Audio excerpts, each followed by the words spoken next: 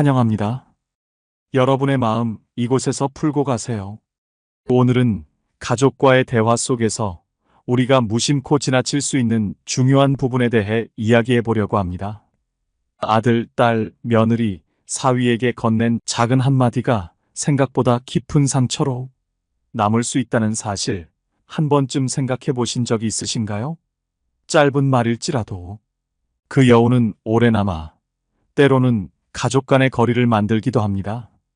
이 영상을 보고 계신 것만으로도 여러분은 가족과의 소통을 더 좋은 방향으로 이끌고 싶은 따뜻한 마음을 가진 부모님이십니다. 그럼 왜 이 작은 말들이 큰 차이를 만드는지, 그리고 우리가 미처 알지 못했던 그 영향력을 어떻게 바꿀 수 있을지 함께 알아볼까요? 오늘 알려드릴 것 중 단 한 가지만 실천해도 가족의 반응이 확연히 달라질 겁니다. 그 작은 변화가 여러분의 가족 관계에 따뜻하고 긍정적인 변화를 가져올 것입니다. 끝까지 함께 해주세요. 첫 번째, 연락 좀 자주 해라 대신 이렇게 하세요. 주말 저녁 오랜만에 가족이 모였습니다. 따뜻한 음식과 함께 대화가 오가며 분위기가 무르익는 순간 어머니는 아들에게 물었습니다. 왜 이렇게 연락이 없니? 부모가 먼저 연락해야 하니? 순간 아들은 어색한 미소를 지으며 요즘 좀 바빴어요. 라고 대답했지만 그 말은 이미 마음속에 무거운 여운을 남겼습니다. 며느리도 말없이 고개를 떨구었고 대화는 다시 흘렀지만 그 작은 순간이 두 사람의 마음에 불편함으로 남았습니다. 부모님께서 자녀와 더 자주 소통하고 싶은 마음은 충분히 이해되지만 연락 좀 자주 해라라는 말은 자녀들에게 때로는 부담스럽게 들릴 수 있습니다.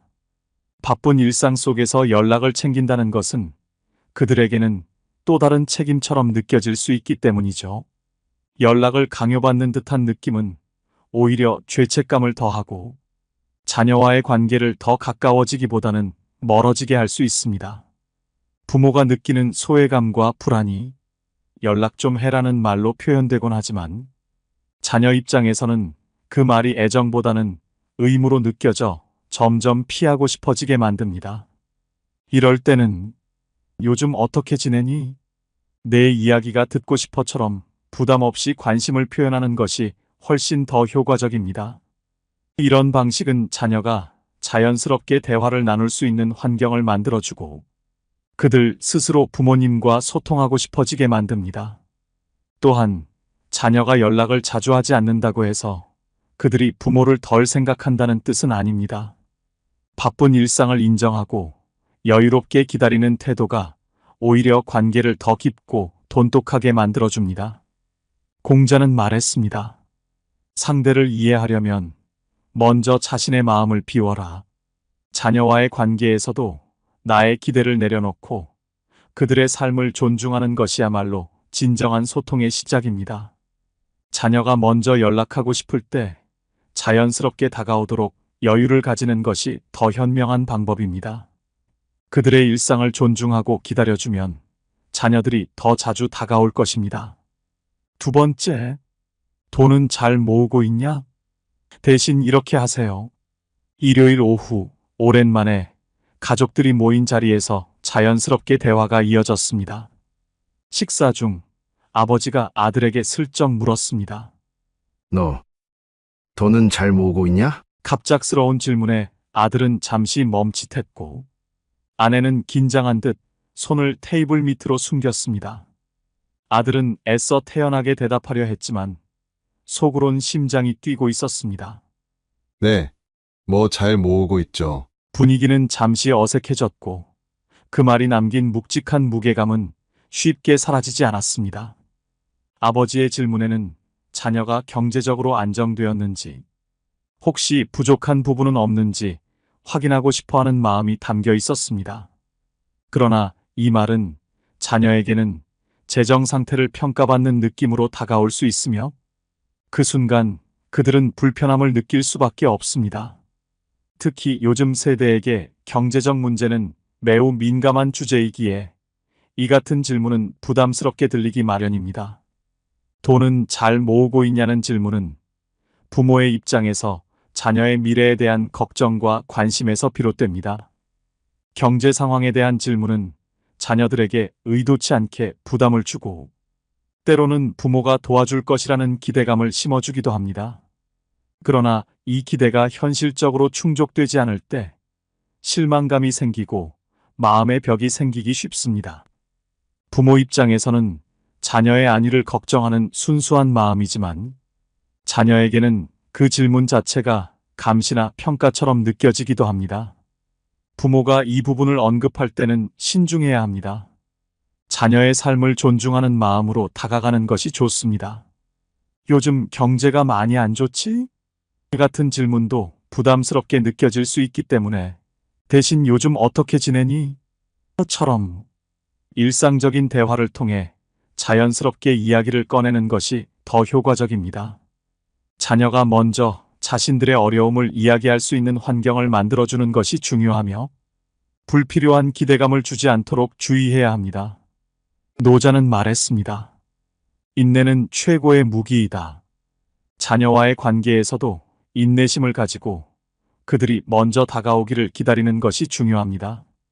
자녀에게 무언가를 묻고 답을 강요하는 대신 그들의 삶을 존중하고 지켜봐 주는 것이 부모와 자녀 사이의 신뢰를 더욱 깊게 만들어줄 것입니다. 세 번째, 아기 언제 가질 거니? 대신 이렇게 하세요. 가족 모임이 끝나갈 무렵 부모님은 아들과 며느리에게 슬쩍 물었습니다. 너희는 애 언제 가질 생각이니? 이제 슬슬 낳아야 하지 않겠어? 그 순간 며느리의 표정이 잠깐 굳어졌고 아들은 어색하게 미소 지으며 답했습니다. 아직 생각 중이에요. 요즘 워낙 바쁘다 보니. 며느리는 조용히 남편의 손을 잡았고 대화는 곧 다른 주제로 넘어갔지만 그 말은 두 사람의 마음에 무거운 여운을 남겼습니다. 부모님의 손주에 대한 기대는 충분히 이해됩니다. 하지만 애 언제 가질 거냐는 질문은 자녀들에게 매우 개인적이고 예민한 문제로 다가올 수 있습니다. 자녀 계획은 각자의 상황에 따라 신중하게 결정해야 하는 중요한 문제잖아요. 경제적 여건, 심리적 준비도 필요한 만큼 이런 질문은 간섭처럼 느껴질 수 있고 자칫 자녀들에게 큰 부담이 될 수 있습니다. 그래서 이런 질문은 가급적 피하는 것이 좋습니다. 자녀들이 준비가 되면 자연스럽게 이야기를 꺼낼 거예요. 그때까지 기다리면서 그들의 결정을 존중해 주는 것이 더 현명한 방법입니다. 무언가를 묻기보다는 그들이 먼저 말할 수 있는 여유를 주는 것이 진정한 배려죠. 공자는 말했습니다. 사람에게는 때가 있다. 그 때를 기다리는 것이 현명하다. 손주를 기다리는 마음이 클 때일수록 그 기대를 잠시 내려놓고 부부가 알아서 할 거야라는 마음으로 여유를 가지는 것이 더 깊고 좋은 관계를 유지하는 비결입니다. 네 번째, 너 왜 그렇게 애를 키우냐? 대신 이렇게 하세요. 가족이 모인 자리에서 아이들이 뛰노는 모습을 바라보며 어머니는 아들에게 물었습니다. 넌 왜 그렇게 애를 키우니? 그렇게 하면 안 되는 거 아니야? 순간 공기가 묘하게 달라졌습니다. 며느리의 표정은 굳어졌고 아들도 미소로 얼버무리며 대답했습니다. 엄마, 요즘은 다들 이렇게 해. 그 순간의 대화는 짧았지만 며느리는 속으로 큰 불편함을 느꼈고 그 말은 부부의 마음에 무겁게 남았습니다. 부모님께서 손주의 육아에 관심을 가지는 것은 당연한 일입니다. 하지만 왜 그렇게 애를 키우냐라는 말은 자녀에게는 매우 예민한 문제로 받아들여집니다. 특히 며느리나 사위에게는 그들의 육아 방식이 부정당하는 듯한 느낌을 줄 수 있어 큰 스트레스를 받을 수 있습니다. 부모님이 자신들의 육아 방식을 신뢰하지 않는다는 생각이 들면 자녀는 더욱 방어적으로 변할 수밖에 없죠. 이런 말은 육아에 대한 지나친 간섭으로 느껴질 수 있습니다. 부모님 입장에서 손주를 걱정하는 마음은 이해되지만 그들의 방식을 비판하기보다는 요즘 육아 방식이 많이 다르구나 라며 변화에 대해 공감을 먼저 표현하는 것이 훨씬 효과적입니다. 이렇게 접근하면 자녀들이 더 편안하게 자신의 방식을 설명하고 부모님과 자연스럽게 대화를 나눌 수 있게 됩니다. 또한 자녀들의 육아 방식이 부모님이 알고 있던 것과 다르다고 해서 그것이 잘못된 것은 아닙니다. 시대에 따라 육아 방식은 변하고 각 가정마다 다른 상황이 있기 마련입니다. 자녀가 자신들의 방식으로 아이를 키울 수 있도록 존중해 주는 것이 가족 간의 갈등을 피하고 더 깊은 신뢰를 쌓는 방법입니다. 공자는 말했습니다. 상대를 이해하려면 자신의 입장을 내려놓아야 한다. 육아도 마찬가지입니다. 자녀가 선택한 방식을 존중하고 그들의 입장을 이해하는 것이 진정한 배려입니다. 부모님이 자녀의 육아에 지나치게 관여하기보다는 자녀가 조언을 구할 때까지 기다려주는 것이 관계를 더 좋게 만드는 열쇠입니다. 5번째, 결혼하고 나서 살이 더 빠진 것 같아. 대신 이렇게 하세요. 가족 모임 중 오랜만에 본 아들을 바라보던 부모님이 한마디 던졌습니다. 결혼하고 나서 왜 이렇게 살이 빠졌니? 며느리가 잘 안 챙겨주는 거 아니야? 순간 대화는 잠깐 멈췄고 아들과 며느리는 미소를 지으며 대화를 이어갔지만 그 말은 두 사람에게 묘한 불편함을 남겼습니다. 부모님은 자녀의 건강을 걱정하는 마음에서 한 말일 테지만 결혼하고 나서 살이 빠진 것 같다는 말은 자녀와 배우자 모두에게 무거운 부담으로 다가올 수 있습니다. 자칫 배우자가 자녀를 잘 챙기지 않는다는 뜻으로 들릴 수 있기 때문이죠. 네가 잘 안 챙겨서 그런 거 아니야? 혹은 너 때문에 스트레스 받아서 그런 거 아니야? 같은 뉘앙스는 며느리나 사위에게 결혼 생활이 부정적으로 평가받는 듯한 느낌을 주어 큰 스트레스로 다가올 수 있습니다. 이런 말은 부부 사이에도 불필요한 싸움을 만들고 부모와 자녀 사이에도 미묘한 벽을 세울 수 있습니다. 외모에 대한 지적은 겉으로는 가벼운 농담처럼 보일 수 있지만 깊은 상처를 남길 수 있는 말이기도 합니다. 이럴 때는 외모나 건강에 대해 직접 언급하기보다는 자녀의 일상에 대해 자연스럽게 관심을 보이는 것이 더 좋습니다. 요즘 어떻게 지내니? 생활에 잘 적응하고 있니? 같은 질문은 자녀가 자신의 상황을 스스로 이야기할 수 있도록 도와주고 배우자와의 관계에 대한 부담도 줄일 수 있습니다. 이를 통해 자녀는 자신들의 일상과 결혼 생활을 편안하게 나누고 부모와의 소통도 더욱 깊어질 수 있습니다. 장자는 말했습니다. 자연의 흐름을 따르는 것이 진정한 지혜다. 결혼 후 자녀의 변화를 받아들이고 그들의 삶을 존중하며 지켜봐주는 것이 부모와 자녀 사이의 신뢰를 쌓는 길입니다. 외모에 대한 무심한 한마디가 자녀와 배우자에게 상처를 줄 수 있음을 기억하며 자녀 스스로 결혼 생활에 대해 이야기할 수 있도록 기다려주는 것이 가장 현명한 선택입니다. 6번째, 너희는 왜 맨날 놀러 다니냐? 대신 이렇게 하세요. 주말 저녁 가족 모임이 끝나갈 무렵 부모님은 오랜만에 만난 아들 부부에게 물었습니다. 너희는 왜 맨날 놀러 다니니? 집에서 좀 쉬기도 해야지. 순간 아들과 며느리는 짧은 눈빛을 주고받으며 어색하게 미소를 지었습니다. 그냥 가끔 바람 쐬러 가는 거예요. 일도 바쁘고 해서. 하지만 그 말은 둘에게 여운처럼 남았고 대화는 다른 주제로 넘어갔습니다. 부모님께서는 자녀가 더 안정적인 생활을 하길 바라는 마음에서 한 말이었지만 맨날 놀러 다니냐라는 말은 자녀에게는 그들의 생활 방식이 존중받지 못하는 것처럼 느껴질 수 있습니다. 마치 그들의 선택이 잘못되었다는 의미로 들리기 때문에 불필요한 부담과 불쾌감을 줄 수 있죠. 특히 요즘 세대에게는 여행이나 여가 활동이 중요한 자기 충전의 방법이기 때문에 이를 비난하는 듯한 말은 자녀의 자율성을 침해하는 느낌을 줄 수 있습니다. 이럴 때는 자녀의 라이프 스타일을 비판하기보다는 그들의 경험을 듣고 이해하는 자세를 취하는 것이 좋습니다. 여행 잘 다녀왔니? 즐거웠어. 같은 질문은 자녀들이 자연스럽게 자신의 일상을 나누도록 이끌어주고 부담을 덜어줍니다. 이러한 대화는 자녀들이 자신의 선택을 존중받고 있다는 느낌을 받을 수 있게 하고 부모와의 소통도 더 깊어지게 만듭니다.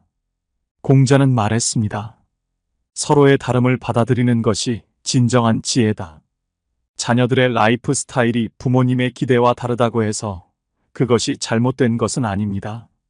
자녀들이 자신들의 삶을 즐길 수 있도록 존중해주는 것이 부모와 자녀 사이의 신뢰를 쌓는 길입니다. 맨날 놀러 다니냐는 비판적인 말 대신 자녀들이 자신의 삶을 자유롭게 이야기할 수 있도록 기다려주는 것이 관계를 더 깊고 따뜻하게 만들어줄 것입니다. 7번째, 다른 집 애들은 잘하던데 너희는 왜 그러냐? 대신 이렇게 하세요. 가족 모임에서 음식을 나누며 대화가 오가던 중 어머니는 아들 부부를 슬쩍 바라보며 말을 꺼냈습니다. 다른 집 애들은 아이도 잘 키우고 집안일도 척척 해내던데 너희는 왜 그렇게 힘들어하니? 순간 공기가 차가워졌습니다. 아들은 멋쩍게 웃으며 저희도 열심히 하고 있어요. 라고 답했지만 며느리의 얼굴에는 억지 미소가 어른거렸습니다. 그 말은 단순한 질문 같았지만 두 사람의 마음에 무거운 짐을 남겼습니다. 부모님은 자녀가 잘 되길 바라는 마음에서 한 말일 수 있지만 다른 집 애들은 잘하던데라는 말은 자녀와 그 배우자에게는 날카로운 비난처럼 들릴 수 있습니다. 그들의 노력이 인정받지 못하는 듯한 느낌을 받으며 마치 다른 사람들과 비교당하고 평가받는 듯한 압박감을 느끼게 됩니다. 며느리나 사위는 우리만 부족한가? 라는 생각에 상처를 받을 수 있고 이는 자존감을 떨어뜨려 관계를 악화시킬 위험이 있습니다.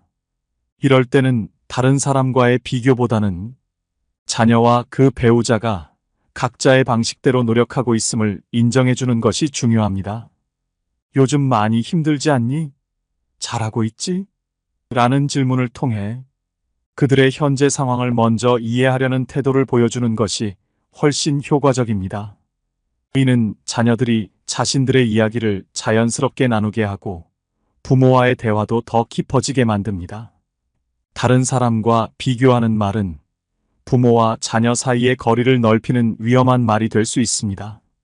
자녀가 처한 상황을 존중하고 그들의 선택을 격려하는 것이 부모와 자녀 간의 신뢰를 쌓는 가장 중요한 방법입니다. 노자는 말했습니다. 남을 부러워하지 않고 자신을 있는 그대로 받아들이는 것이 진정한 평온이다. 자녀에게도 이와 같은 마음가짐이 필요합니다. 자녀를 다른 사람과 비교하지 않고 그들의 노력과 가치를 인정해주면 관계는 더 깊고 따뜻해질 것입니다. 8번째, 요즘 이게 좋다더라. 대신 이렇게 하세요. 가족 모임 중 아버지는 아들 부부에게 다정한 미소를 지으며 말을 건넸습니다. 요즘 이게 좋다더라. 너희도 한번 해보는 게 어때? 순간 아들과 며느리는 잠시 당황하며 눈빛을 주고받았습니다. 아들은 미소를 지으며 네. 한번 생각해 볼게요. 라고 대답했지만 그 말은 두 사람의 마음에 은근한 부담을 남겼습니다.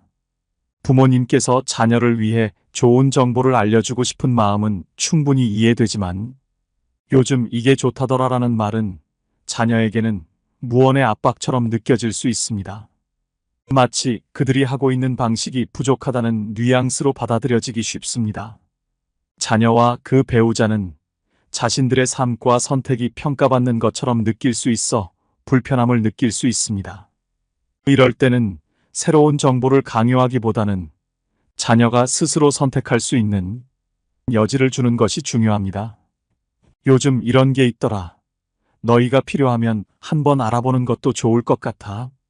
같은 말로 부드럽게 접근하는 것이 더 나은 방법입니다. 이렇게 하면 자녀는 부담을 덜 느끼고 자신들의 선택을 존중받고 있다는 느낌을 받을 수 있습니다.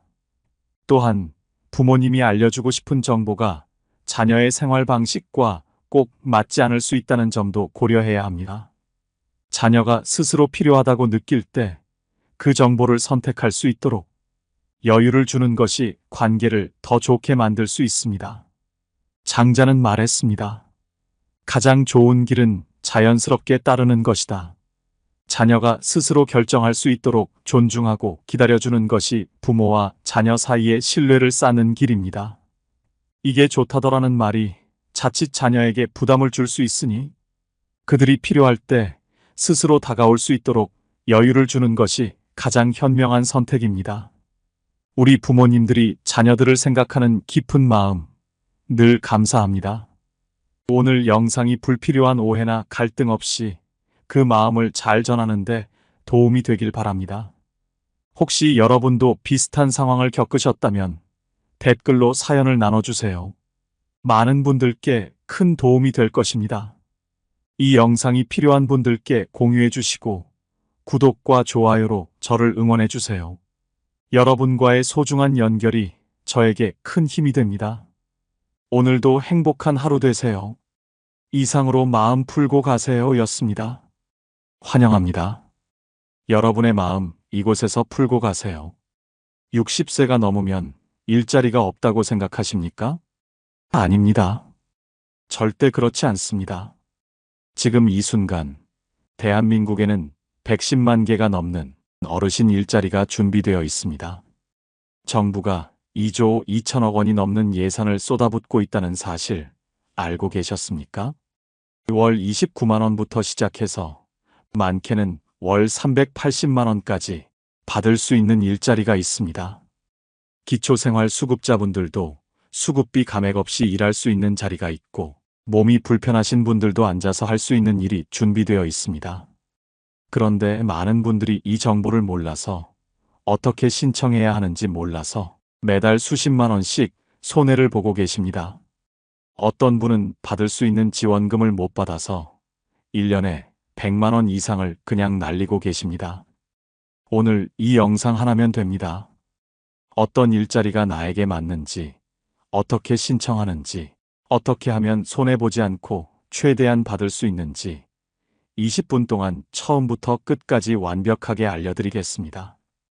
마음 편히 앉으셔서 끝까지 들어주시면 감사하겠습니다. 오늘 주제가 마음에 드신다면 구독과 좋아요 눌러주세요. 여러분의 마음을 안아주는 좋은 컨텐츠로 보답하겠습니다. 먼저 큰 그림부터 보겠습니다. 2025년 대한민국은 역사적인 전환점을 맞이했습니다. 65세 이상 인구가 전체 인구의 20%를 넘어서면서 초고령 사회에 진입했습니다. 1,000만 명이 넘는 어르신들이 계신다는 뜻입니다. 정부도 이제 더 이상 손 놓고 있을 수 없다는 걸 알았습니다. 그래서 2025년 노인복지 예산을 무려 24조 4천억 원으로 책정했습니다. 작년보다 1조 9천억 원이나 늘어난 금액입니다. 이 중에서 노인 일자리에만 2조 1,847억 원을 투입합니다. 여러분, 2조 원이 어느 정도 금액인지 아십니까? 대형 아파트 단지 수십 개를 지을 수 있는 돈입니다. 그 엄청난 돈을 어르신들 일자리에 쏟아붓는 겁니다. 그 결과 2025년에는 총 109만 8천 개의 일자리가 만들어집니다. 작년보다 6만 8천 개가 더 늘어난 수치입니다. 역대 최대 규모입니다. 이게 얼마나 큰 숫자냐면요. 65세 이상 노인 인구의 약 11%가 이 사업을 통해 일자리를 얻을 수 있다는 뜻입니다.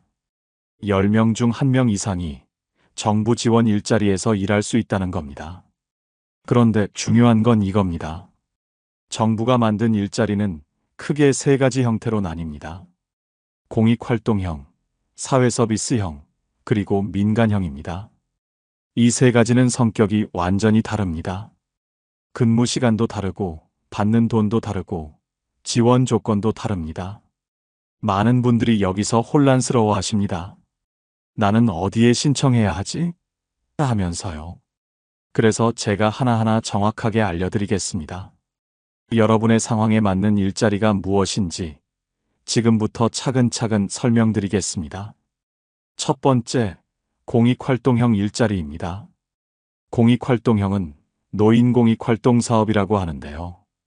2025년에 총 69만 2천 개가 제공됩니다.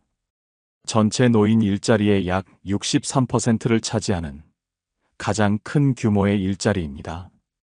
이 일자리는 쉽게 말해서 봉사활동에 가까운 일이라고 보시면 됩니다. 지역사회에 도움이 되는 일을 하면서 활동비를 받는 형태입니다. 구체적으로 어떤 일들이 있을까요? 첫째, 노노케어입니다. 거동이 불편하신 어르신, 혼자 사시는 어르신, 경증 치매를 앓고 계신 분들을 찾아가서 안부를 확인하고 말벗이 되어드리는 일입니다. 같은 어르신이기에 더 마음이 통하고 위로가 됩니다. 실제로 이 일을 하시는 분들 이야기를 들어보면 도움을 받는 분도 행복하지만 도움을 주는 분도 큰 보람을 느낀다고 합니다. 둘째, 취약계층 지원입니다. 장애인 가정, 다문화 가정, 한부모 가정의 아이들을 돌보고 상담해주는 활동입니다. 아이들에게는 할머니, 할아버지 같은 존재가 되어주는 거죠. 숙제를 봐주거나 학교에 다녀오면 간식을 챙겨주거나 그런 따뜻한 일들을 합니다. 셋째, 공공시설 봉사입니다. 등하굣길 교통안전 지도, 학교 급식 지원, 도서관이나 복지관에서의 봉사활동이 여기에 해당합니다. 아침에 횡단보도에서 아이들 안전하게 건너가게 도와주시는 모습 보신 적 있으시죠? 그런 일입니다. 넷째, 경륜전수 활동입니다. 여러분이 평생 쌓아온 경험과 지혜를 젊은 세대에게 전해주는 활동입니다. 예를 들어 전통 요리를 가르쳐 주거나 옛날 이야기를 들려주거나 전통 공예를 알려주는 일들입니다. 그럼 근무 조건은 어떻게 될까요?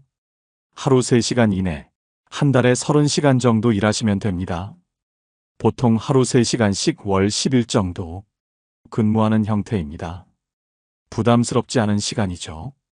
받으시는 돈은 월 29만 원입니다. 어떤 분들은 29만 원이면 너무 적은 거 아니냐 하고 생각하실 수 있습니다. 하지만 생각해 보십시오. 월 10일 하루 3시간만 일하고 29만 원을 받는 겁니다. 시급으로 따지면 나쁘지 않은 조건입니다. 게다가 기초연금을 받고 계신 분들은 기초연금 30만 원대와 합쳐서 월 60만 원 가까이 수입이 생기는 겁니다. 그런데 중요한 조건이 있습니다. 공익활동형에 지원하려면 만 65세 이상이어야 하고 기초연금이나 공무원 연금을 받고 계셔야 합니다. 이 두 가지 조건을 모두 충족해야 신청할 수 있습니다. 단, 한 가지 주의하실 점이 있습니다. 국민기초생활보장법에 의해 생계급여를 받고 계신 분들은 신청하실 수 없습니다.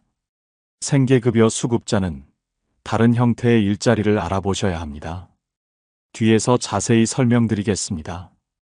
그리고 만약 65세 이상 지원자가 부족할 경우에는 60세부터 64세까지의 차상위 계층분들도 참여하실 수 있습니다. 실제 사례를 하나 말씀드리겠습니다. 서울 강서구에 사시는 김순자 어르신은 올해 70세이십니다. 남편분과 함께 기초연금을 받으며 살고 계시는데 집에만 계시니 무료하고 외로웠다고 합니다. 그러던 중 복지관에서 노노케어 활동을 소개받으셨습니다. 지금은 혼자 사시는 86세 할머니 댁을 일주일에 2~3번 방문하십니다. 말벗도 되어드리고 간단한 청소도 도와드리고 병원 갈 때 함께 가기도 하십니다. 김순자 어르신 말씀이 돈을 받는 것도 좋지만 더 큰 건 나를 기다려주는 누군가가 있다는 거예요. 내가 아직 쓸모있는 사람이구나 싶어서 기분이 좋아요 라고 하셨습니다. 이게 공익활동형 일자리의 진짜 가치입니다. 돈만이 아니라 사회와 연결되어 있다는 느낌, 누군가에게 필요한 사람이라는 느낌을 주는 겁니다. 두 번째, 사회서비스형 일자리입니다. 정식 명칭은 노인 역량 활용 사업입니다. 2025년에는 총 17만 1천 개가 제공되며 작년보다 2만 개나 늘어난 규모입니다. 사회서비스형은 앞서 말씀드린 공익활동형보다 한 단계 더 전문적인 일자리입니다. 여러분이 평생 쌓아온 경력과 전문성을 활용해서 사회에 필요한 서비스를 제공하는 일입니다. 어떤 일들이 있을까요? 교육시설 보조가 대표적입니다. 어린이집, 유치원, 학교 등에서 아이들을 돌보는 일을 보조합니다. 아이들 급식을 도와주거나 안전을 지키거나 교육 활동을 보조하는 역할을 하십니다. 돌봄 서비스도 있습니다. 장애인이나 노인을 돌보는 일입니다. 식사를 챙겨드리거나 외출을 도와드리거나 말벗이 되어드리는 일입니다. 행정 보조도 있습니다. 구청이나 주민센터, 공공기관에서 서류 정리, 민원 안내 등을 돕는 일입니다. 환경 관리도 있습니다. 공원이나 하천을 관리하고 쓰레기를 줍고 꽃을 가꾸는 일입니다. 안전지도도 중요합니다. 학교 앞 교통지도, 공원 안전 순찰, 재난 대비 활동 등입니다. 근무 조건은 어떻게 될까요? 한 달에 60시간 일하시면 됩니다. 보통 하루 3시간씩 월 20일 정도 근무하십니다. 공익활동형보다 2배 더 많이 일하시는 거죠. 그 대신 받으시는 돈도 더 많습니다. 월 최대 76만 원을 받으실 수 있습니다. 지원 조건도 훨씬 넓습니다. 만 65세 이상이면 누구나 신청하실 수 있습니다. 기초연금을 받고 있지 않아도 되고 생계급여를 받고 계셔도 괜찮습니다. 다만 한 가지 주의하실 점이 있습니다. 사회서비스형은 전문성이 필요한 경우가 많아서 직무 교육을 꼭 이수하셔야 일을 시작하실 수 있습니다. 걱정하지 마세요. 이 교육은 무료입니다. 보통 2주에서 4주 정도 교육을 받으시면 되는데 어렵지 않게 가르쳐 드립니다. 오히려 교육을 받으면서 새로운 걸 배우는 재미를 느끼시는 분들이 많습니다. 실제 사례를 하나 더 말씀드리겠습니다. 대구에 사시는 박영수 어르신은 67세이십니다. 평생 회사 격리로 일하셨던 분입니다. 은퇴 후 집에 계시다가 우연히 사회서비스형 일자리를 알게 되셨습니다. 지금은 구청 복지과에서 행정 보조 일을 하고 계십니다. 서류 정리, 데이터 입력, 민원인 안내 같은 일을 하시는데 평생 사무직으로 일하셨던 경험이 큰 도움이 된다고 하십니다. 박영수 어르신 말씀이 처음에는 컴퓨터를 다시 배워야 한다는 게 부담스러웠어요. 그런데 교육을 받아보니 생각보다 어렵지 않더라고요. 지금은 젊은 직원들이 어르신 정말 일 잘하신다고 칭찬해줘서 기분이 좋습니다 라고 하셨습니다. 월 76만 원을 받으시니 기초연금과 합치면 월 110만 원 정도 수입이 생깁니다. 부부가 함께 하시면 200만 원이 넘는 수입입니다. 노후 생활에 큰 보탬이 되고 계십니다. 사회서비스형의 가장 큰 장점은 보람입니다. 단순히 시간을 때우는 게 아니라 내가 가진 능력을 사회에 환원한다는 느낌이 듭니다. 그게 큰 자부심이 되고 삶의 활력이 됩니다. 세 번째, 민간형 일자리입니다. 2025년에는 총 23만 5천 개가 제공되며 작년보다 1만 개 늘어났습니다. 민간형은 말 그대로 민간 기업이나 사업체에서 직접 운영하는 일자리입니다. 정부가 기업에 지원금을 주고 기업은 어르신들을 고용하는 형태입니다. 가장 큰 차이는 급여입니다. 민간형은 최소 월 210만 원부터 시작해서 많게는 월 380만 원까지 받을 수 있습니다. 앞서 말씀드린 공익활동형이나 사회서비스형과는 비교할 수 없는 금액이죠. 어떤 일들이 있을까요? 경비직이 가장 많습니다. 아파트 경비, 건물 관리, 주차 관리 등입니다. 하루 8시간, 주 5일 근무하는 정규직 형태가 많습니다. 주유원도 있습니다. 주유소에서 기름을 넣어드리고 세차를 도와드리는 일입니다. 조리 보조도 있습니다. 식당이나 급식소에서 음식 준비를 돕는 일입니다. 버스 운전도 있습니다. 마을버스나 셔틀버스를 운전하는 일인데 대형 면허가 있으신 분들께 좋은 기회입니다. 시험 감독관도 인기가 많습니다. 각종 자격시험이나 공인시험의 감독관으로 일하시는 겁니다. 택배 보조도 있습니다. 아파트 단지 내에서 택배를 분류하고 배송하는 일입니다. 시설 관리도 있습니다. 공공시설이나 건물의 청소, 관리를 맡는 일입니다. 지원 조건은 만 60세 이상이면 누구나 가능합니다. 65세가 아니라 60세부터 가능하다는 점 기억하세요. 근무 시간은 업체마다 다릅니다. 어떤 곳은 하루 4시간, 주 5일이고 어떤 곳은 하루 8시간 풀타임입니다. 본인의 체력과 상황에 맞춰 선택하실 수 있습니다. 정부는 어르신을 고용하는 기업에 고령자 고용장려금을 지급합니다. 1인당 월 30만 원에서 80만 원까지 지원금을 줍니다. 그래서 기업 입장에서도 어르신을 고용하는 게 이득입니다. 또한 고령자 친화기업이라는 제도도 있습니다. 어르신들이 일하기 좋은 환경을 만든 기업에 정부가 시설비, 운영비를 지원해 줍니다. 2025년에는 전국적으로 약 1200개의 고령자 친화기업을 육성할 계획입니다. 실제 사례를 하나 더 말씀드리겠습니다. 부산에 사시는 이철수 어르신은 63세이십니다. 정년퇴직 후 3년간 집에만 계시다가 친구 소개로 아파트 경비 일자리를 얻으셨습니다. 하루 8시간, 주 5일 근무하시는데 월급이 280만 원입니다. 4대 보험도 다 들어가 있고 명절 상여금도 나옵니다. 이철수 어르신 말씀이 처음에는 경비 일이 창피하게 느껴졌어요. 그런데 막상 해보니 주민분들이 인사도 잘해주시고 고마워하시더라고요. 무엇보다 매달 280만 원이 통장에 들어오니까 기분이 좋습니다.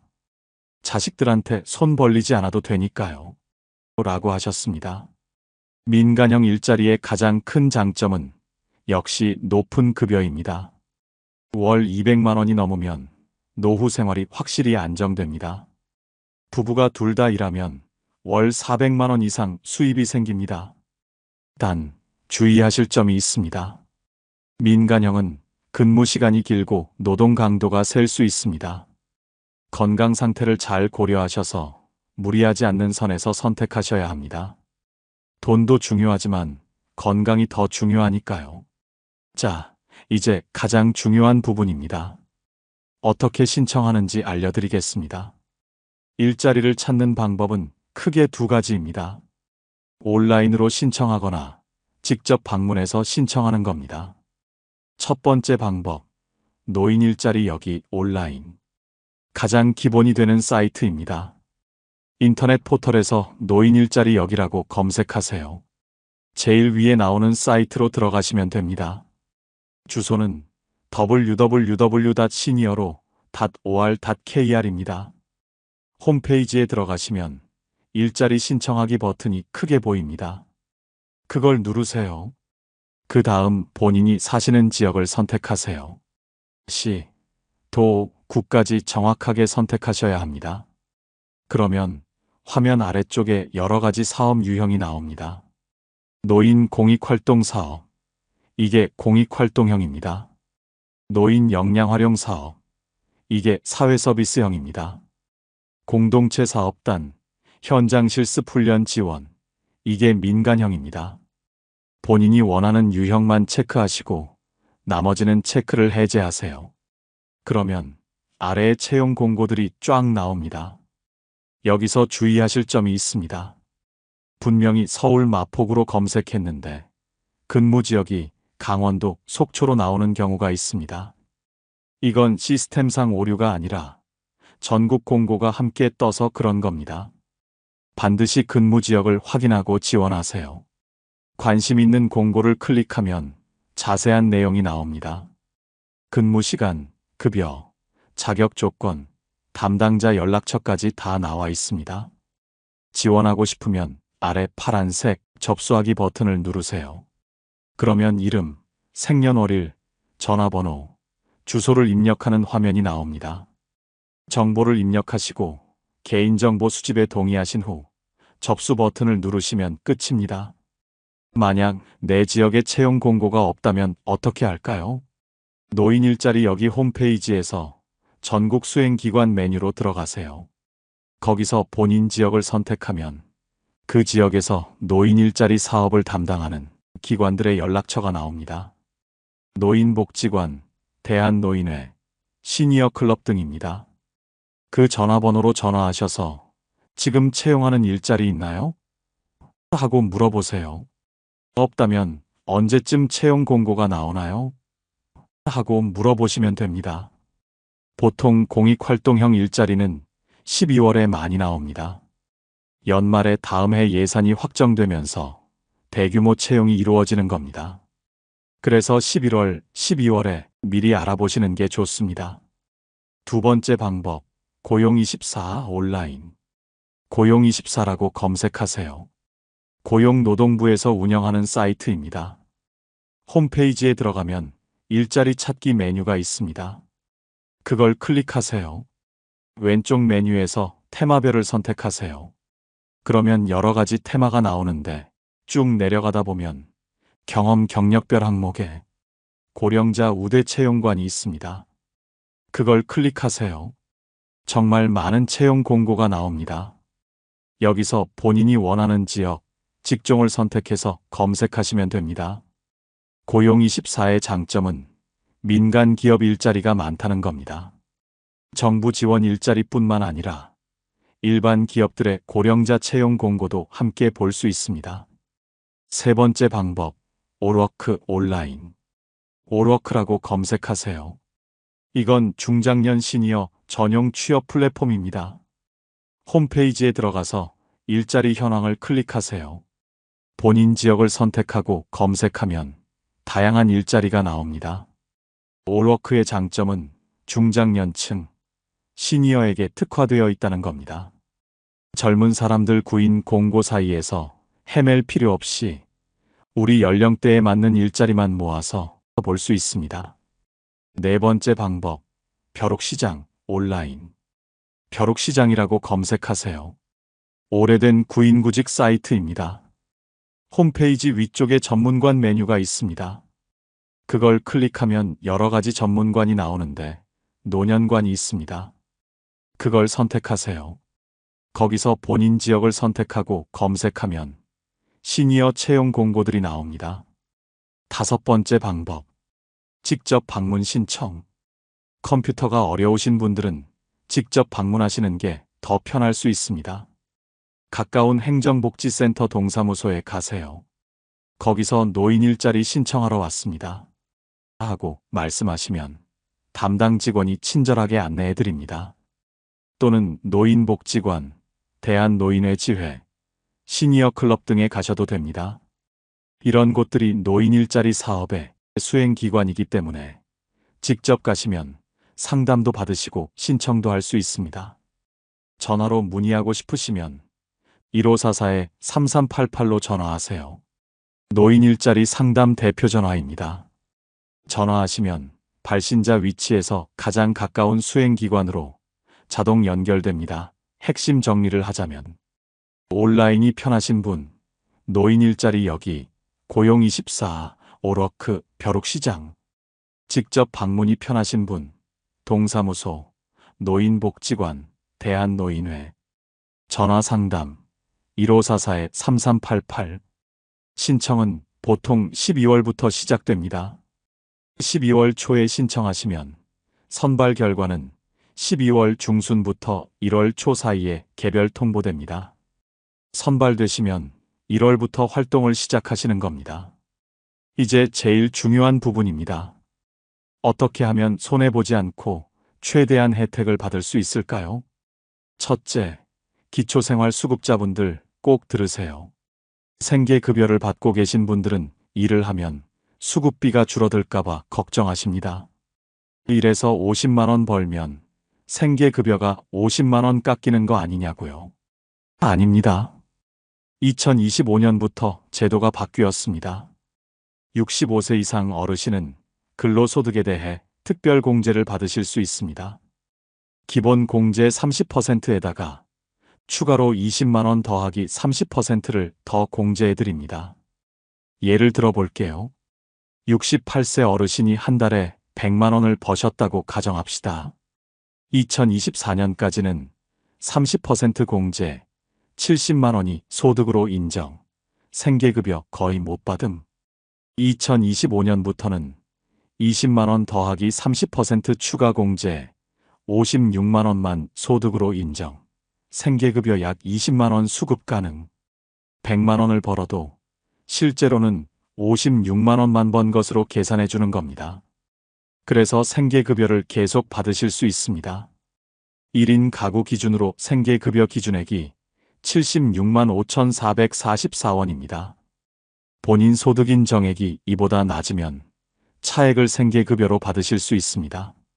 정리하자면 기초생활수급자분들도 일하실 수 있습니다.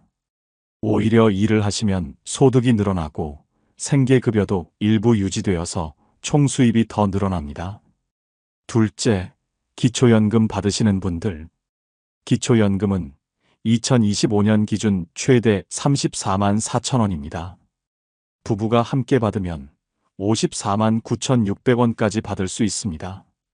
노인 일자리 사업에 참여하면 기초연금이 줄어들까요? 아닙니다. 공익활동형이나 사회서비스형 일자리의 소득은 기초연금 산정 시 소득으로 잡히지 않습니다. 즉, 기초연금 34만 원 더하기 공익활동 29만 원은 총 63만 원을 온전히 받으실 수 있습니다. 민간형 일자리의 경우에는 근로소득으로 잡혀서 기초연금에 영향을 줄 수 있습니다.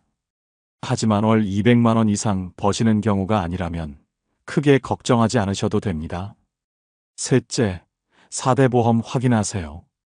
민간형 일자리에 지원하실 때는 반드시 4대 보험 가입 여부를 확인하세요. 국민연금, 건강보험, 고용보험, 산재보험이 다 들어가 있어야 나중에 문제가 없습니다. 특히 산재보험이 중요합니다. 일하다가 다치면 병원비를 보상받을 수 있어야 하니까요. 일부 영세업체에서는 4대 보험을 안 들어주려고 하는 경우가 있습니다. 그런 곳은 피하세요. 당장 급여가 조금 많아 보여도 나중에 큰 손해를 볼 수 있습니다. 넷째, 계약서 꼭 쓰세요. 일자리를 시작하실 때 반드시 근로계약서를 작성하세요. 구두 약속만 믿지 마세요. 계약서에는 다음 내용이 명확히 적혀 있어야 합니다. 근무 시간과 근무 일수, 월 급여 금액, 지급일, 4대 보험 가입 여부, 계약 기간. 계약서를 쓰면 나중에 문제가 생겼을 때 증거가 됩니다. 꼭 작성하시고 사본을 받아서 보관하세요. 다섯째, 건강 상태를 최우선으로. 돈도 중요하지만 건강이 더 중요합니다. 무리해서 일하다가 쓰러지시면 번 돈보다 병원비가 더 많이 나갑니다. 본인의 체력과 건강 상태를 솔직하게 평가하세요. 하루 8시간 서서 일하는 게 힘드시면 하루 3시간만 일하는 공익활동형을 선택하세요. 몸이 불편하시면 앉아서 할 수 있는 일을 찾으세요. 건강검진도 꼭 받으세요. 특히 민간형 일자리에 지원하시려면 채용 전에 건강검진을 요구하는 곳이 많습니다. 미리 준비하세요. 여섯째, 사기 조심하세요. 요즘 노인 일자리를 미끼로 사기를 치는 경우가 있습니다. 보증금 내면 일자리 소개해준다. 교육비 내면 자격증 따서 고액 일자리 준다. 이런 말 절대 믿지 마세요. 정부 지원 노인 일자리는 교육비, 보증금 일체 없습니다. 모두 무료입니다. 돈을 요구하면 100% 사기입니다. 의심스러우면 1544-3388로 전화해서 확인하세요. 2025년에는 새로운 일자리 정책들도 많이 생겼습니다. 간단히 소개해드리겠습니다. 첫째, 시니어 인턴십 확대. 민간 기업에 취업을 원하시는 60세 이상 어르신을 3개월간 인턴으로 채용하면 정부가 기업에 인건비를 지원해줍니다. 인턴 기간이 끝나면 정규직으로 전환되는 경우가 많습니다. 2025년에는 이 사업 규모가 크게 확대됩니다. 둘째, 디지털 서포터즈. 어르신들이 디지털 기기 사용법을 다른 어르신들에게 가르쳐주는 일자리입니다. 키오스크 사용법, 스마트폰 사용법, 온라인 예약 방법 등을 알려드립니다. 디지털에 익숙하신 분들에게 좋은 기회입니다. 셋째, 그린 일자리. 환경과 관련된 일자리입니다. 재활용품 분리수거 지도, 친환경 텃밭 가꾸기, 에너지 절약 캠페인 등입니다. 기후변화 시대에 중요한 역할을 하실 수 있습니다. 넷째, 고령자 친화기업 확대.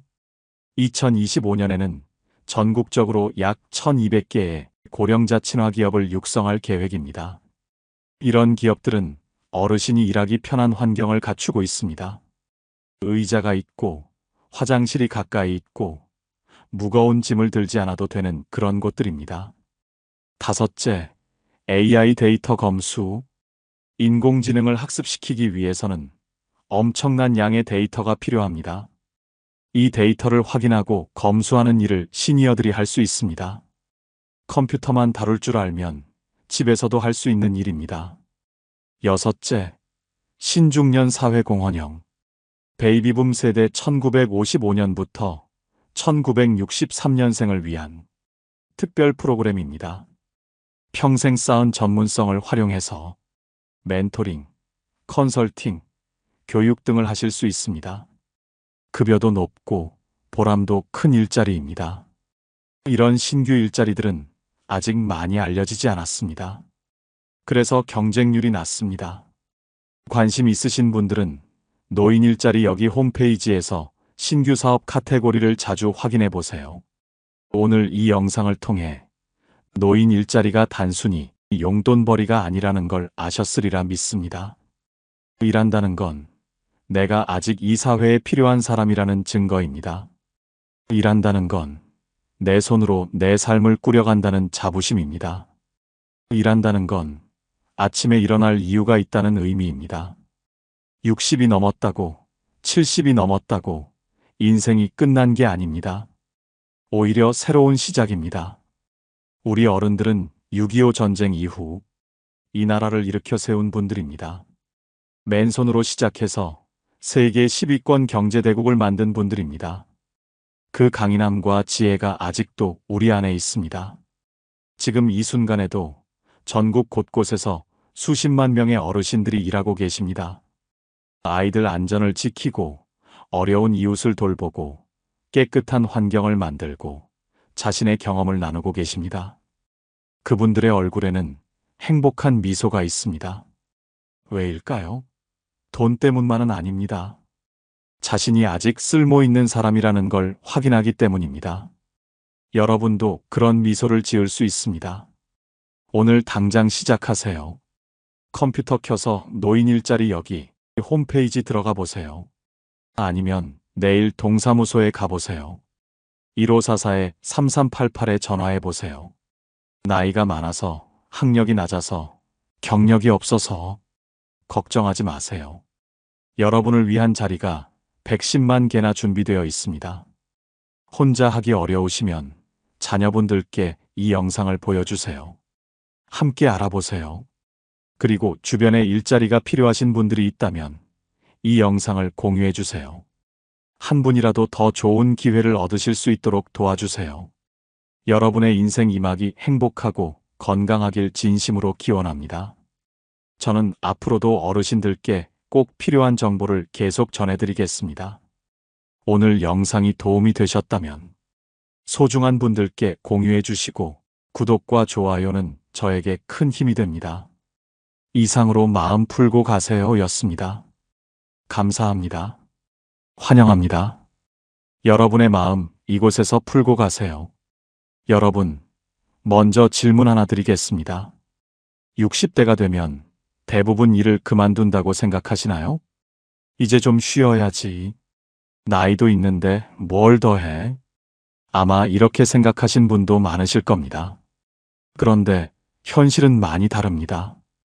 지금 우리나라 60세 이상 인구의 절반 가까이가 여전히 일하고 있습니다. 통계청 자료에 따르면 60세 이상 경제활동 참가율이 46.4%로 역대 최고치를 기록했습니다. 이건 단순히 부지런한 세대라는 의미가 아닙니다. 일하지 않으면 버티기 힘든 시대가 되었다는 뜻이기도 합니다. 국민연금 수급액의 평균은 월 63만 원, 기초연금까지 더해도 100만 원을 넘기 어렵습니다. 서울의 월세 평균이 80만 원대라는 걸 생각하면 은퇴라는 단어가 오히려 두렵게 들릴 수밖에 없죠. 그래서 요즘 60대, 70대는 선택합니다. 그냥 노후를 버티는 삶이 아니라 두 번째 경제 인생을 다시 시작하는 삶을요. 실제로 55세 이상 고령자 중 창업, 창직, 재취업으로 새 일자리를 만든 비중이 최근 5년간 꾸준히 증가했습니다. 하지만 문제는 어디서부터 시작해야 할지 모르겠다는 겁니다. 직장을 나와보니 세상은 너무 빨라져 있고 기술은 바뀌었고 내 경험이 쓸모없는 것처럼 느껴지기도 합니다. 여러분, 오늘 그 막막함을 조금 덜어드리겠습니다. 실제로 요즘 60대, 70대가 어떤 방식으로 돈을 벌고 있는지, 그리고 그 안에는 어떤 심리와 태도가 숨어 있는지 하나씩 차근차근 알려드리겠습니다. 끝까지 보신다면 나도 할 수 있겠다는 자신감이 생기실 겁니다. 그럼 지금부터 시작하겠습니다. 오늘 주제가 마음에 드신다면 구독과 좋아요 눌러주세요. 여러분의 마음을 안아주는 좋은 컨텐츠로 보답하겠습니다. 여러분, 이렇게 현실을 마주하면 누구나 한 번쯤 이런 생각이 듭니다. 그럼 도대체 어떻게 해야 할까? 여러분, 요즘 병원이나 구청, 도서관에 가보신 적 있으신가요? 가만히 보면 곳곳에서 60대, 70대 어르신들이 일하고 계십니다. 병원 1층 안내 데스크에서 환자들을 맞이하고 도서관에서 책을 정리하며 초등학교 앞에서는 아이들의 등굣길을 지켜주는 분들. 이분들이 바로 새로운 노년의 풍경을 만들어가고 있습니다. 한국노인인력개발원 통계에 따르면 2024년 기준으로 전국에서 일하는 시니어 일자리 참여자는 90만 명을 넘어섰습니다. 10년 전보다 2배 이상 늘어난 수치입니다. 이제 일하는 노년은 예외가 아니라 시대의 흐름이 된 것입니다. 그렇다면 이분들은 어디서 이런 일자리를 찾을까요? 많은 분들이 모르지만 이미 전국에는 시니어들을 위한 공식적인 일자리 지원 제도가 잘 갖춰져 있습니다. 대표적으로 시니어 클럽, 노인 일자리 지원센터, 그리고 중장년 시니어 포털, 고용24 등이 있습니다. 이곳에서는 단순히 일자리만 연결해 주는 게 아닙니다. 신청자가 어떤 일을 해왔는지, 어떤 일을 원하고 할 수 있는지를 상담을 통해 파악하고 그에 맞는 맞춤형 일자리를 제안해 줍니다. 예를 들어 체력이 비교적 좋은 분은 공공시설 안내나 교통지원 일을, 손재주가 좋은 분은 전통시장 상품 포장이나 공방 보조 일을 추천받기도 합니다. 그럼 실제로 얼마나 버는 걸까요? 정부 보조가 포함된 공공형 일자리의 경우 평균 월 30만 원에서 60만 원 정도입니다. 그게 무슨 돈이냐고 하실 수도 있지만 기초연금이 월 34만 원 수준임을 생각하면 결코 적지 않은 금액입니다. 무엇보다 단순히 돈을 버는 일이 아니라 누군가에게 도움이 되고 하루의 목적을 다시 찾는 일이라는 점이 중요합니다. 어떤 분은 이렇게 말씀하셨습니다. 예전에는 하루가 너무 길었는데 지금은 아침에 일하러 나간다는 게 이렇게 설레는 일인지 몰랐어요. 이 말 속엔 단순한 경제활동 이상의 감정이 담겨 있습니다. 일은 단지 돈을 버는 수단이 아니라 나를 다시 세상과 연결해주는 통로이기 때문입니다. 여러분, 혹시 지금도 이런 생각을 하고 계신가요? 나는 이제 늙어서 배운 것도 없고 할 수 있는 게 없다. 그렇지 않습니다. 그 생각이 여러분의 가능성을 가로막는 유일한 벽일 뿐입니다. 누구든 할 수 있습니다. 시니어 클럽, 노인 일자리 지원센터, 중장년 취업 포털, 고용24 같은 곳에 문의만 해도 여러분의 경험과 적성에 맞는 일자리를 안내받을 수 있습니다. 신청 과정도 어렵지 않습니다. 거주지 행정복지센터나 시청 복지과에 전화하면 담당자가 바로 연결해 줍니다. 최근에는 온라인 신청도 가능합니다. 지금도 전국 곳곳에서 수십만 명의 60대, 70대가 새로운 역할을 찾아 다시 사회로 걸어나서고 있습니다. 그들은 이렇게 말합니다. 이 나이에도 일할 수 있다는 게 감사한 일입니다. 그리고 일하니까 내가 아직 살아있다는 걸 느낍니다. 두 번째는 투자, 그리고 자산을 활용한 수익 구조입니다.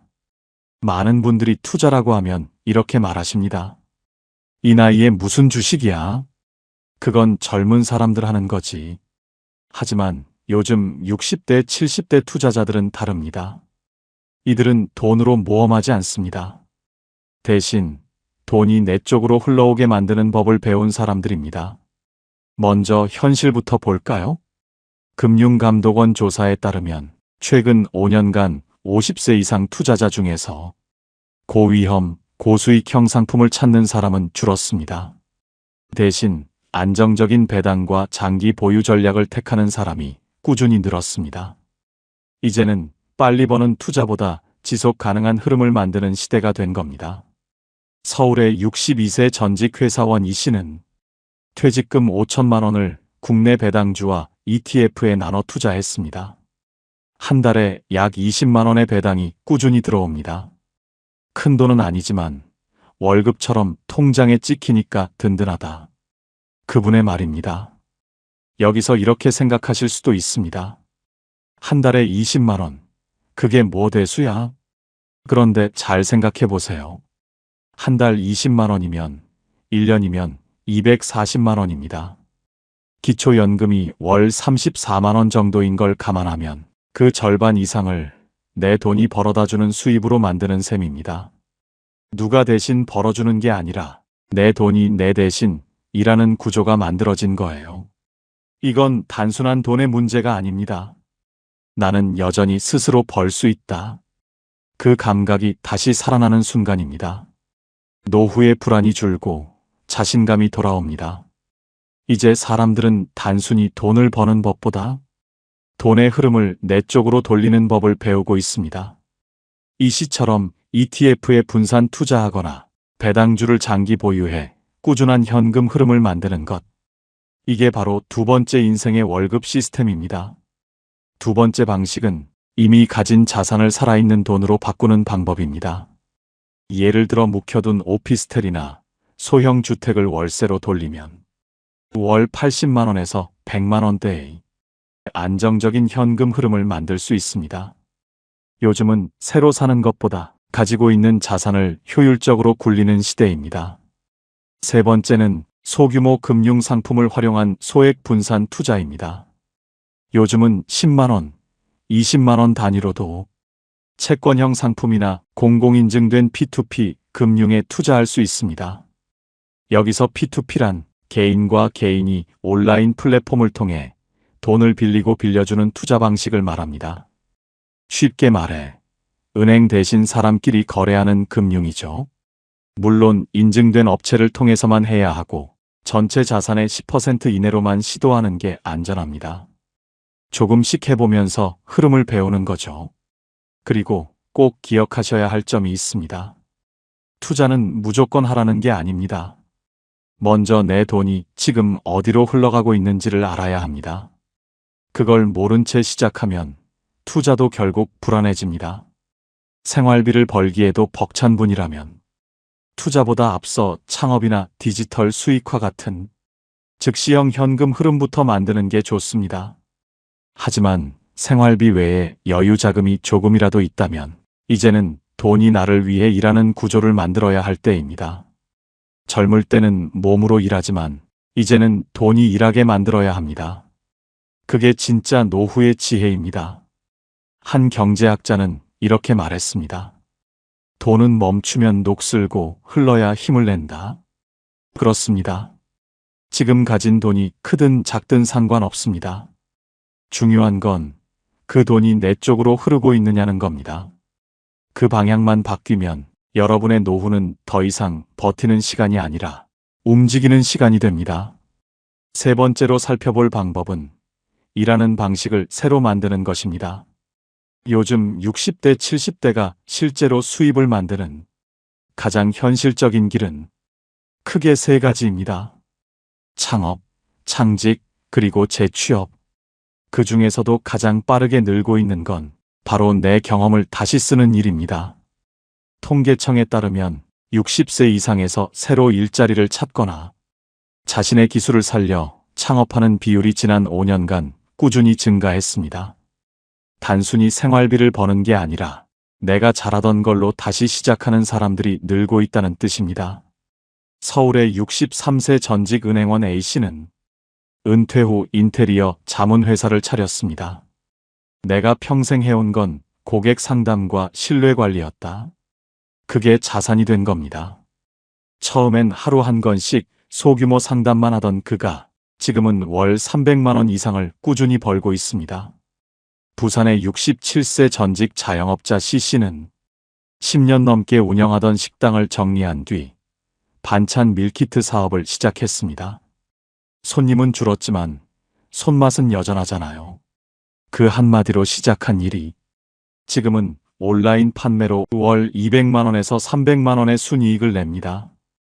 배달 플랫폼을 배우고 SNS로 홍보하면서 예전보다 훨씬 여유로운 방식으로 일하고 있습니다. 여기서 이런 생각이 드실 겁니다. 그래, 저 사람들은 원래 잘하던 일이 있으니까 그렇지. 나는 뭐 특별히 내세울 게 없는데. 그 마음 너무 잘 압니다. 하지만 꼭 기술이 있어야만 돈을 버는 건 아닙니다. 살아온 경험, 버텨온 시간, 그 자체가 자산입니다. 평생 가정을 꾸리고 아이를 키우고 사람과 관계를 맺으며 살아온 그 시간. 그 안에는 문제를 해결한 능력, 사람을 대하는 지혜, 그리고 무엇보다 끝까지 해낸 힘이 들어 있습니다.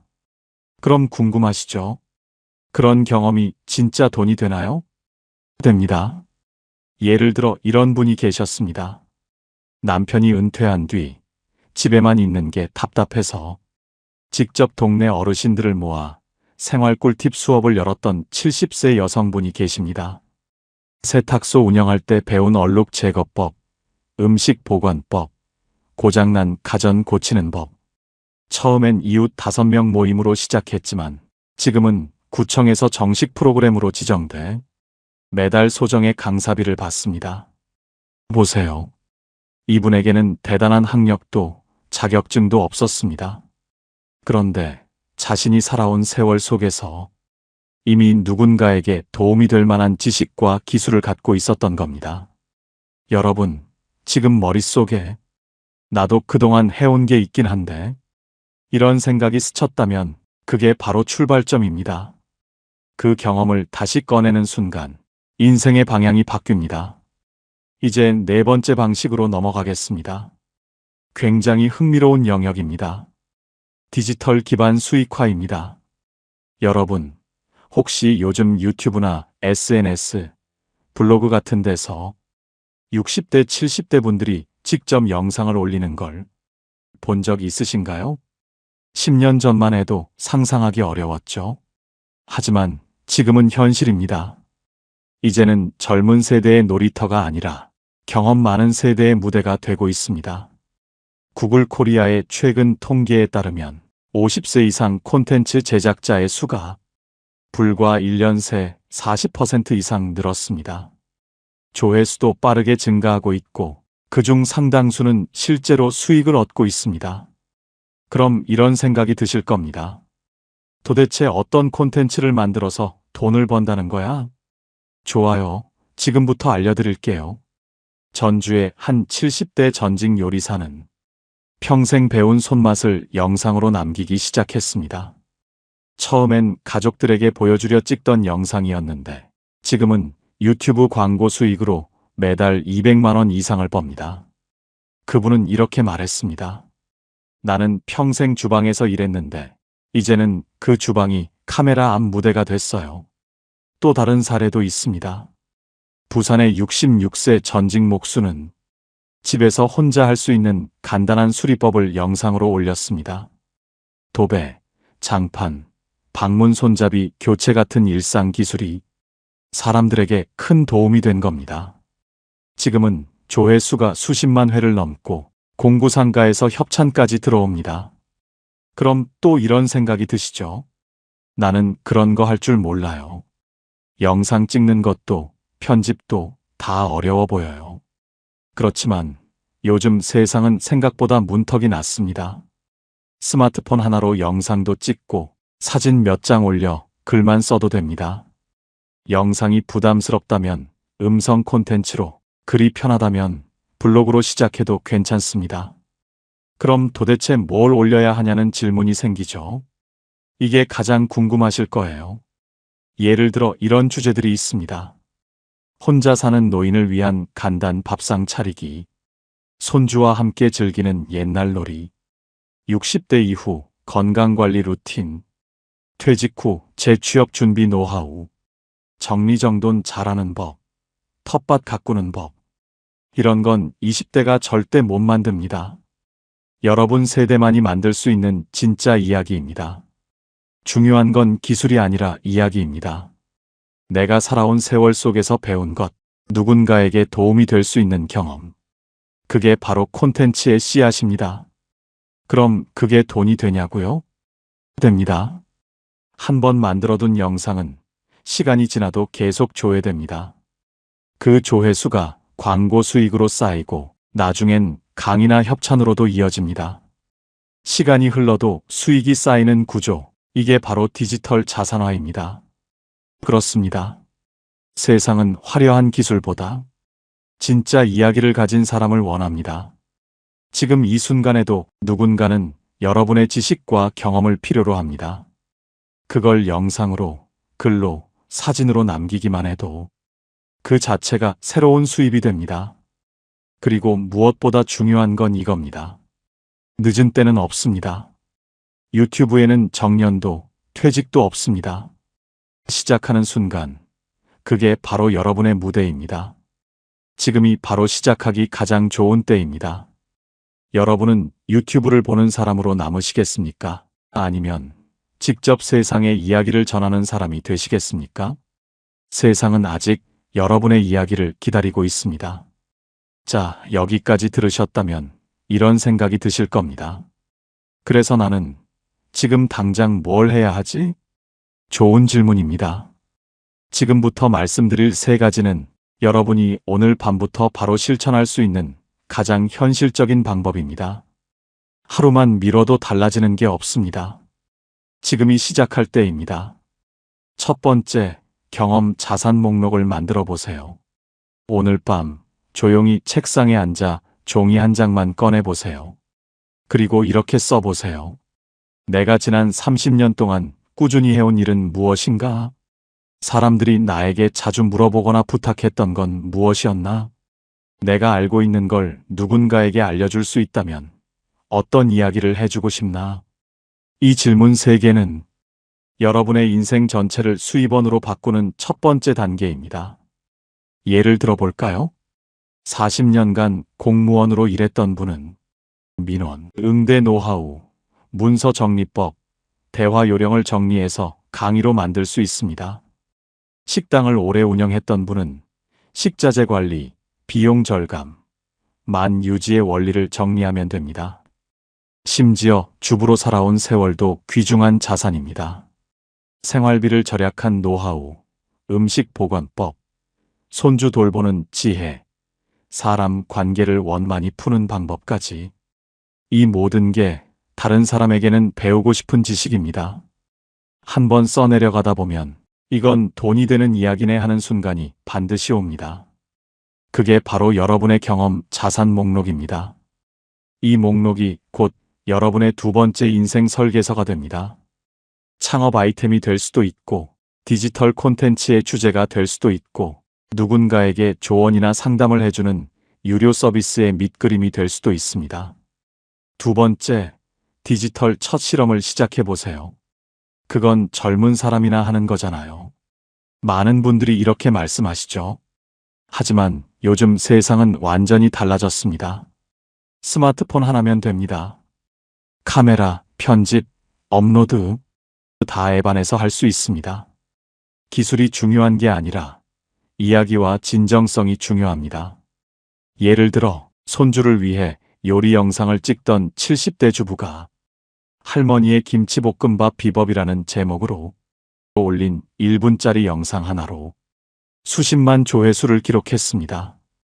그분은 지금 한 달에 광고 수익만 100만 원을 넘게 벌고 있습니다.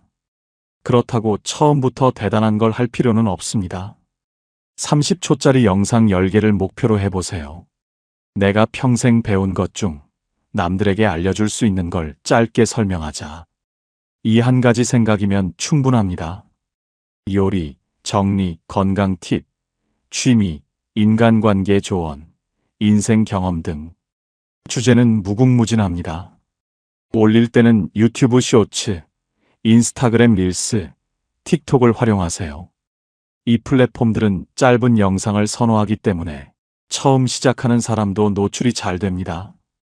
한 달에 한 편씩 올리는 것보다 짧게라도 꾸준히 올리는 게 훨씬 효과적입니다. 처음엔 돈이 안 되는데 괜찮을까요? 괜찮습니다. 처음 3개월은 돈이 아니라 데이터를 얻는 시기입니다. 사람들이 어떤 주제에 반응하는지, 어떤 말투나 제목이 클릭을 유도하는지 내 콘텐츠의 방향을 잡는 단계입니다. 이 과정에서 깨닫게 됩니다. 나는 기술이 부족한 게 아니라 그냥 익숙하지 않았던 거구나. 이걸 깨달으면 두려움이 사라집니다. 그리고 그때부터 인생이 다시 움직이기 시작합니다. 세 번째, 내 돈의 흐름을 점검하고 작은 투자 공부를 시작하세요. 나는 투자랑은 거리가 멀어. 이렇게 생각하시는 분들 많습니다. 하지만 시대가 바뀌었습니다. 이제는 돈이 일을 하게 해야 합니다. 단, 무조건 투자부터 하라는 뜻이 아닙니다. 먼저 내 돈이 어디로 가는지를 알아야 합니다. 1단계, 지금 가진 자산과 매달 쓰는 고정비를 적어보세요. 월세, 보험료, 통신비, 식비, 용돈까지 빠짐없이 적습니다. 이걸 알아야 투자할 수 있는 여유 자금이 눈에 보입니다. 2단계, 기초 공부를 시작하세요. 책 한 권, 유튜브 채널 3개만 정해도 충분합니다. ETF, 배당주, 자산 배분 2세 단어만 익히면 됩니다. ETF는 여러 종목을 한 번에 담는 바구니 투자입니다. 쉽게 말해, 삼성전자 한 주를 사는 대신 한국의 대표 200개 기업을 한 번에 사는 개념입니다. 이게 ETF입니다. 3단계, 바로 돈을 넣지 말고 모에 투자를 3개월만 해보세요. 요즘 증권사 앱에는 가상 투자 기능이 있습니다. 진짜 돈을 쓰지 않고도 실제 시장처럼 움직이는 걸 체험할 수 있습니다. 이걸 해보면 내 위험 성향이 보입니다. 조금 떨어져도 괜찮다면 주식형 ETF, 안정이 우선이라면 채권형 ETF부터 시작하면 됩니다. 예를 들어볼까요? 2천만 원에서 5천만 원 정도의 여유 자금을 ETF 같은 안정형 상품에 넣는다면 어떨까요? 요즘 연 4%에서 5% 수준의 수익을 기대할 수 있습니다. 연 5%라면 1년 뒤 약 100만 원에서 250만 원 정도의 이익이 생깁니다. 한 달로 나누면 8만 원에서 20만 원 사이의 수입입니다. 숫자로만 보면 소박해 보일 수도 있습니다. 하지만 이건 다릅니다. 그 돈이면 매달 손주에게 용돈을 주고도 남습니다. 그리고 그 용돈은 내가 다시 사회의 일부로서 움직이고 있다는 무척 따뜻한 감정으로 돌아옵니다. 여기서 더 중요한 건 금액이 아닙니다. 그 돈이 내가 일해서 번 돈이 아니라 내가 벌어놓은 돈이 나를 위해 일한 결과라는 점입니다. 이 감각을 한 번만 느끼면 돈을 바라보는 관점이 완전히 달라집니다. 이제는 내가 돈을 벌기보다 돈이 나를 위해 일하도록 만드는 시대구나. 이 깨달음이 생기는 순간 노후는 불안의 시간이 아니라 운용의 시간이 됩니다. 여러분, 결국 중요한 건 거창한 결심이 아닙니다. 내가 가진 걸 다시 보기, 작은 실험부터 시작하기, 그리고 돈이 흘러가는 방향을 바꾸기. 이 3가지만 실천해도 여러분의 인생은 다시 활기를 되찾습니다. 나이는 숫자일 뿐입니다. 돈보다 큰 건 살고 있다는 감각입니다. 여러분이 다시 움직이는 그 순간, 인생은 또 한 번 새로워집니다. 여러분, 오늘 우리가 함께 나눈 이야기를 한 문장으로 정리하면 이렇습니다. 60대, 70대가 돈을 버는 일은 늦은 인생의 생존이 아니라 새로운 인생의 선언입니다. 그건 단순히 생활비를 벌기 위한 일이 아닙니다. 내가 살아온 세월을 다시 세상과 나누는 용기, 그리고 여전히 나는 살아있다는 증거입니다. 많은 분들이 이렇게 말씀하십니다. 나이도 많고 기술도 없고 이제 시작해도 늦었지 않나요? 하지만 아닙니다. 정말 아닙니다. 지금도 누군가는 70세에 카메라 앞에 서고 65세에 처음 주식 공부를 하고 68세에 강의를 열고 72세에 온라인 가게를 엽니다. 그분들이 가진 공통점은 단 하나, 다시 시작할 용기를 냈다는 것입니다. 성공한 사람과 그렇지 않은 사람의 차이는 능력이나 운이 아닙니다. 그저 먼저 움직였느냐의 차이입니다.